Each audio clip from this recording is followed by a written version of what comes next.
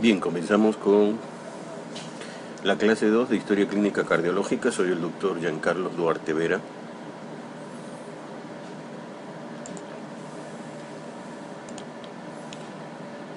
Como antecedentes patológicos personales, nosotros observamos que las infecciones, y dentro de estas infecciones, las bacterianas como el reumatismo poliarticular agudo, la difteria, la escarlatina, la sepsis, la tuberculosis, la sífilis, en el caso de los virus, el Epstein-Barr y los parásitos como la trypanosomiasis, pueden producir estas cardiopatías inflamatorias. La tuberculosis puede producir una pericarditis, el antecedente de sífilis una valvulopatía aórtica, en el caso del virus de Epstein-Barr una pericarditis, y como ustedes bien conocen, la trypanosomiasis puede producir una cardiopatía por parásitos o lo que nosotros llamamos enfermedad de Chagas. La hipercolesterolemia asociada a diabetes mellitus, como antecedentes patológicos personales, podemos considerarlo que los pacientes pueden desarrollar coronariopatías e infarto del miocardio. En el caso de las hipercalcemias, estenosis aórtica supravalvular, hipertensión por nefroesclerosis, y en la poliarteritis crónica, cardiopatías valvulares.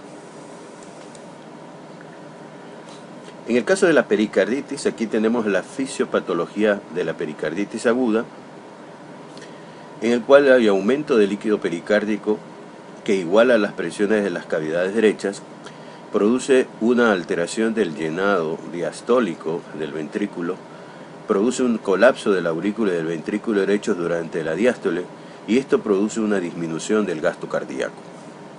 En el caso del taponamiento cardíaco, como vemos en la diapositiva, hay un colapso o un taponamiento de los ventrículos, lo cual el taponamiento cardíaco, como ustedes conocen, es una acumulación de líquido en el pericardio en cantidad suficiente como para producir obstrucción grave de la entrada de la sangre en ambos ventrículos, originando un taponamiento cardíaco. La compresión del corazón debido a acumulación de líquido dentro del espacio pericárdico, nosotros le denominamos taponamiento cardíaco. Aquí tenemos un ejemplo electrocardiográfico típico de una pericarditis, en el cual podemos observar un supradesnivel con una convexidad superior en las derivaciones de 1, de 2, que también la podemos observar aquí en la derivación B4, B5 y B6. Casi todas las derivaciones tienen esta alteración, lo cual confirma electrocardiográficamente la presencia de una pericarditis, en este caso una pericarditis aguda. Por otro lado, aquí tenemos, por ejemplo, un ecocardiograma donde podemos visualizar en esta proyección un acúmulo de líquido a nivel del saco pericárdico. Aquí tenemos las aurículas y los ventrículos, y podemos observar que este paciente tiene una pericarditis o un acúmulo de líquido a nivel pericárdico. ¿Cuál es la evolución de los pacientes que tienen una pericarditis? La pericarditis produce un derrame, pero este puede ser llevado a una resolución.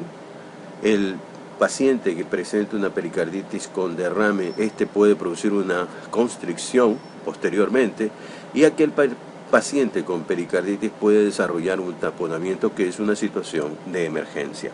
Si nosotros vemos aquí nuevamente el electrocardiograma, existe una elevación del ST en el 80% de los electrocardiogramas de pacientes con pericarditis, y también una depresión del PR, es decir, del intervalo PR, existe una depresión, como vemos aquí en la imagen, una depresión de este intervalo, lo cual confirma la presencia de una pericarditis. Por otro lado, una de las características clínicas de los pacientes con pericarditis es la presencia de leucocitosis, elevación de las proteínas C reactivas, una elevación de la eritrosedimentación y una elevación de las troponinas en un 30-50%, y se normaliza alrededor de la primera a la segunda semana. En el caso mismo de la pericarditis, nosotros podemos observar que los pacientes, como les decía anteriormente, las características electrocardiográficas de estos pacientes es en el 80% alteraciones del ST, como vemos nosotros en la diapositiva, y la depresión del PR que estamos nosotros observando como en D2 tiene una depresión del PR, es una de las características que los pacientes con pericarditis a nivel electrocardiográfico lo presentan. Pasamos a otros aspectos de antecedentes, por ejemplo, la miocardiopatía hipertrófica obstructiva. Una de las características clínicas de la miocardiopatía hipertrófica obstructiva es la fatiga, la sensación de palpitaciones mantenidas, dolor torácico o la pérdida del conocimiento. El 50% de los casos presenta un soplo cardíaco y nosotros podemos observar soplos sistólicos mesosistólicos a nivel de la obstrucción de salida del ventrículo izquierdo. El soplo paradigmático es el de la estenosis aórtica, que presenta irradiación a cuello, foco accesorio o al segundo espacio intercostal derecho debido al jet de alta velocidad dentro de la raíz aórtica. Otros, como la esclerosis aórtica, componente de la estenosis con segundo ruido normal o aumentado, a diferencia de la estenosis aórtica moderada que está disminuido o abolido. La miocardiopatía hipertrófica, la estenosis valvular pulmonar, etc. Aquí tenemos las alteraciones electrocardiográficas de los pacientes con miocardiopatía hipertrófica obstructiva. Obsérvese en la diapositiva cómo las alteraciones de repolarización son una de las características de estos pacientes. Obsérvese cómo una onda T negativa, incluso en B5 y B6, que nos hace sospechar la presencia de algún problema isquémico hacia esta región, y también la presencia de grandes magnitudes de voltaje que nos hacen ver la presencia de una hipertrofia ventricular izquierda. Estas alteraciones exageradas de la repolarización ventricular con unas ondas T negativas secundarias muy profundas nos pueden dar la idea electrocardiográficamente de una hipertrofia obstructiva o una miocardiopatía obstructiva en este paciente. En el caso de la miocardiopatía hipertrófica obstructiva, como vemos en el diagrama, aquí tenemos lo que corresponde a la válvula mitral, y miren cómo en esto que se llamamos SAN en el ecocardiograma, el movimiento sistólico de la válvula mitral, esto se adosa al septum interventricular que está hipertrofiado y produce una obstrucción al tracto de salida del ventrículo izquierdo a través de la válvula aórtica, lo cual produce lo que se llama un movimiento sistólico anterior de la válvula o SAN. La sangre escapa a través de la válvula mitral por una regurgitación mitral.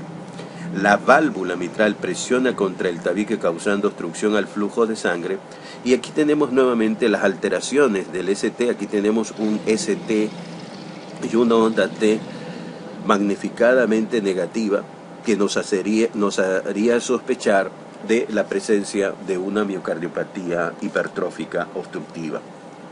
Aquí tenemos una imagen ecocardiográfica de la miocardiopatía hipertrófica obstructiva, donde nosotros encontramos la presencia de un megaseptum interventricular. Aquí tenemos un megaseptum interventricular y lo que le llamamos el tipo de SAM, o sea, el movimiento sistólico anterior de la válvula mitral.